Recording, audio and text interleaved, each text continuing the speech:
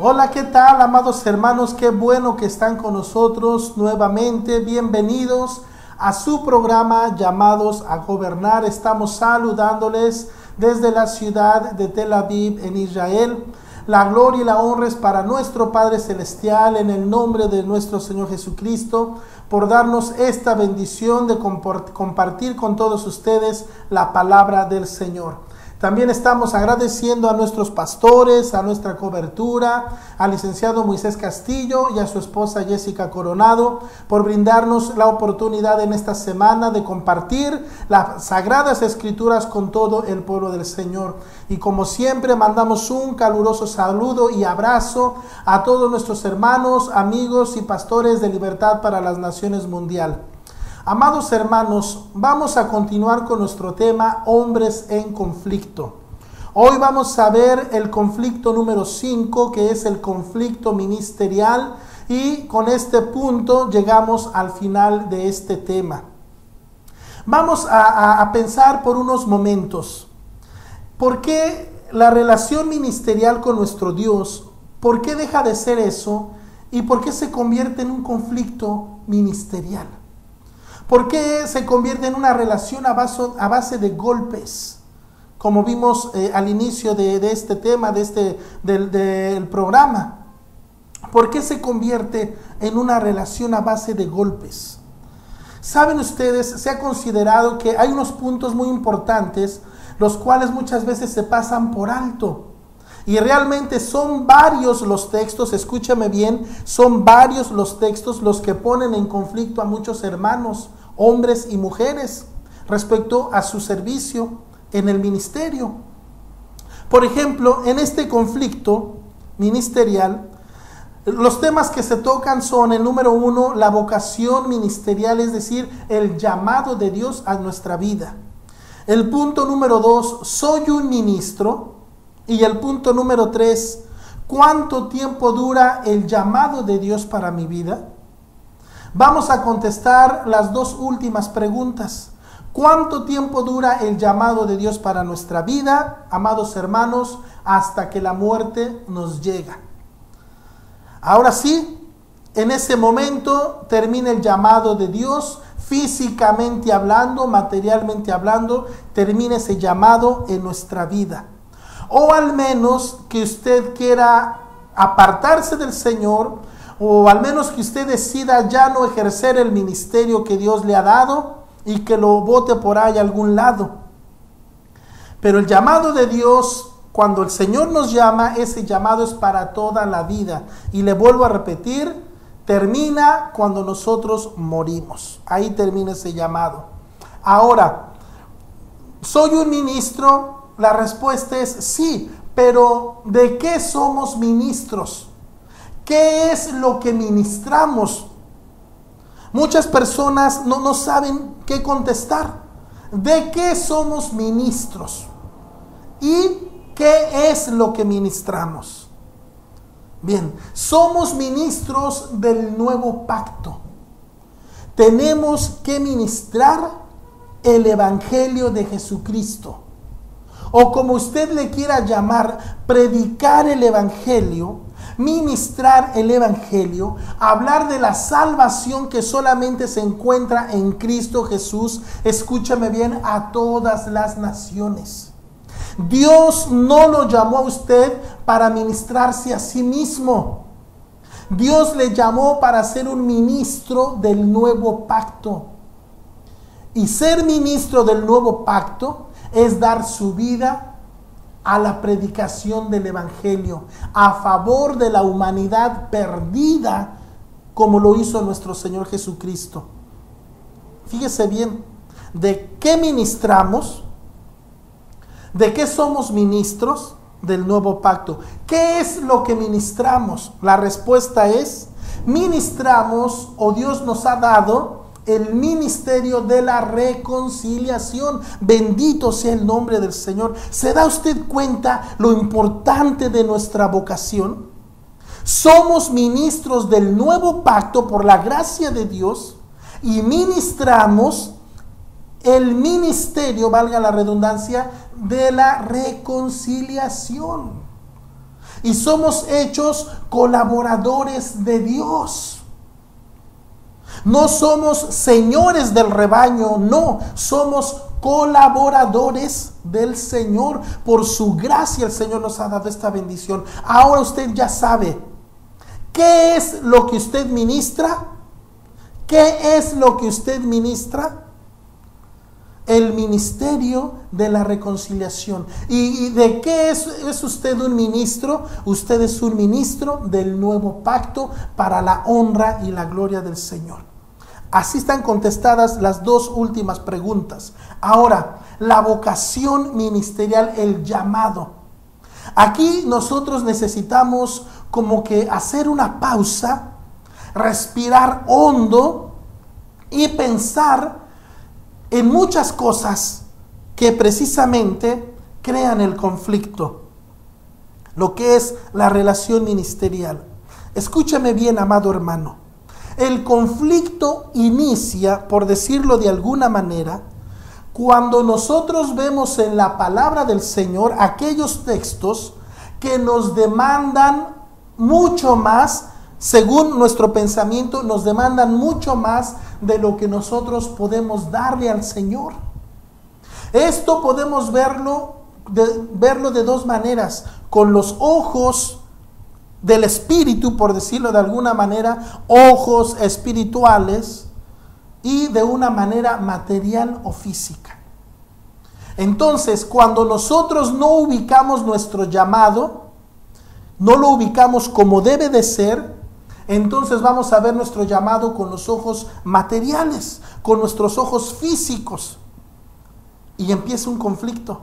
¿Por qué? Porque como que queremos servir a Dios, pero como que las cosas materiales, por decirlo de alguna manera, también nos demandan nuestra atención o nos impiden consagrarnos o entregarnos más.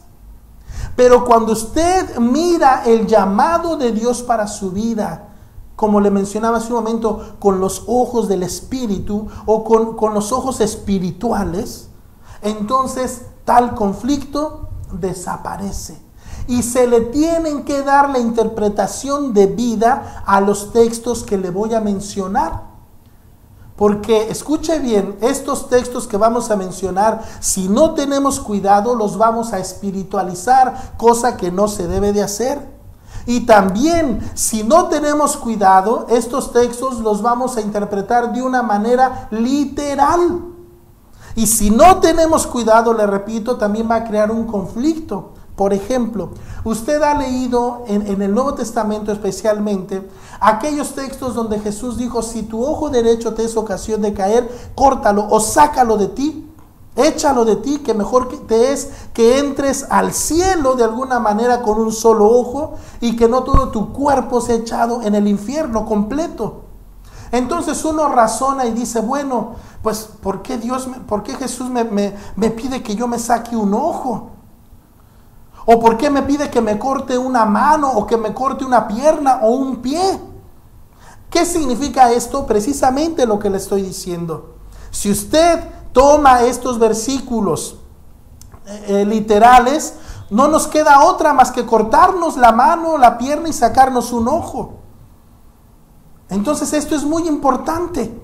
Ahora, si espiritualizamos los textos, esto no debe de ser así, sino que debemos darle su aplicación en su texto con su contexto, para que esto no se convierta en un pretexto.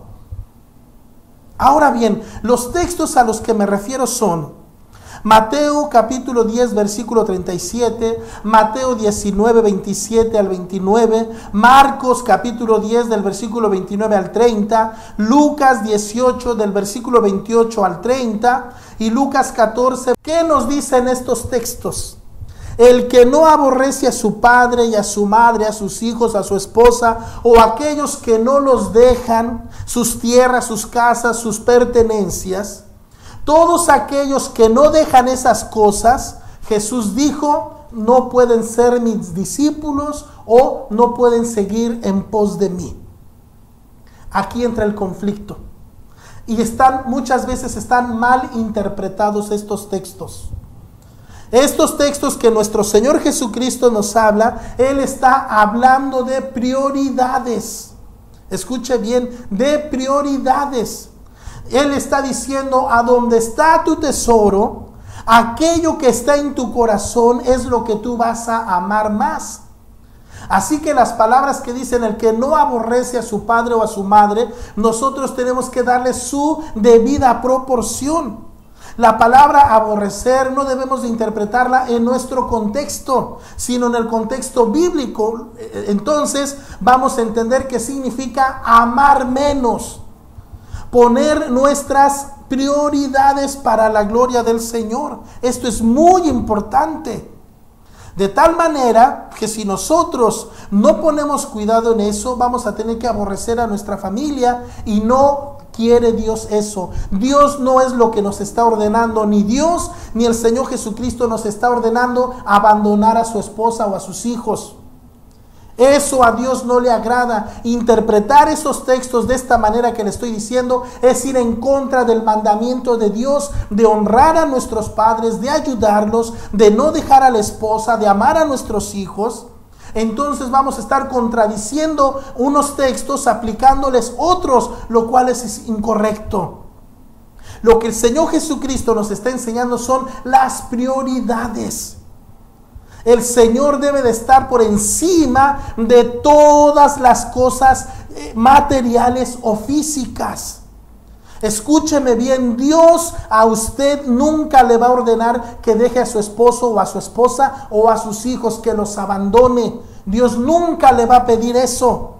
Eso es estar en contra de lo que la palabra de Dios enseña. Es importante, por eso se crea un conflicto. Porque nosotros leemos, dices que Dios dice que lo deje a mi padre, que deje a mi madre, que deje a mi mujer, que deje a mis hijos. Usted está interpretando mal su Biblia. Usted debe, como le mencionaba hace rato, debe de tomar esos textos en su debido contexto, el contexto, para que no se convierta en un pretexto. Es importante meditar en esto, porque Dios nunca nos va a ordenar que abandonemos a nuestra esposa o a nuestro esposo o a nuestros hijos. Dios nunca nos va a pedir eso. Jesús nos está enseñando el orden de las prioridades. Entienda usted, orden en las prioridades. Por eso muchos hermanos, por eso muchos hermanos, hombres y mujeres y aún jóvenes, tienen este conflicto. Es que si le sirvo a Dios, tengo que dejar a mi papá. Es que si le sirvo al Señor, tengo que dejar a mi esposa. Es que si le sirvo al Señor, tengo que abandonar a mis hijos. No se deje engañar. Lea bien su Biblia, estúdiala, escudriñela en el nombre del Señor. Porque este es un tema muy abundante, amados hermanos. Hay muchas cosas que decir. Solamente quiero compartirle hasta este punto. Lea, estudie, mejor dicho, la palabra de Dios con detenimiento, con el espíritu correcto, que el Espíritu Santo le guíe y le ilumine en la sana interpretación de las Sagradas Escrituras. Amados hermanos, con este punto terminamos con este tema, hombres en conflicto. Y le agradecemos al Señor esta bendición de haber podido compartir este tema con todos ustedes. Bien, amados hermanos, ahora el tema que he preparado con la ayuda del Señor para esta semana es el tema del tabernáculo. Usted tiene que tener su Biblia lista ahí, hermano. Déjeme decirle que hemos invertido mucho tiempo en analizar y estudiar estos textos, porque yo tengo que documentar lo que le estoy enseñando. Tengo que demostrar que lo que estoy enseñando está en las Sagradas Escrituras. Por eso le invito a que usted tome su Biblia y lea junto conmigo. Vamos a aprender juntos en el nombre del Señor. Así estudio yo la palabra del Señor. Yo mismo me cuestiono y veo si lo que yo creo está en la Biblia. Y si en la Biblia no está lo que yo creo, lo desecho. Así que su Biblia en la mano. Yo tengo que documentar lo que le estoy enseñando a usted. Así que prepare su corazón y oramos que el Señor bendiga este estudio para la honra y la gloria del Señor. Vamos, hermanos, a entrar en acción y le invito a que usted ponga mucha atención en todo lo que vamos a ver, a escuchar en el nombre del Señor.